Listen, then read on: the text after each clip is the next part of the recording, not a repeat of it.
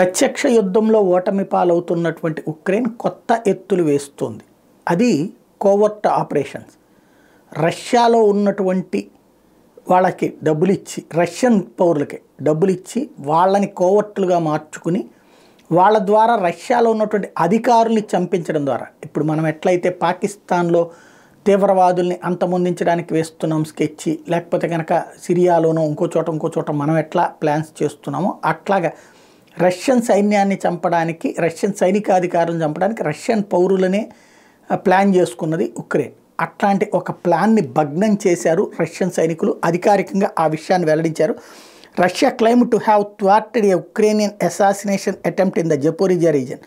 The Federal Security Service said that Ukraine recruited a Russian national to kill an official.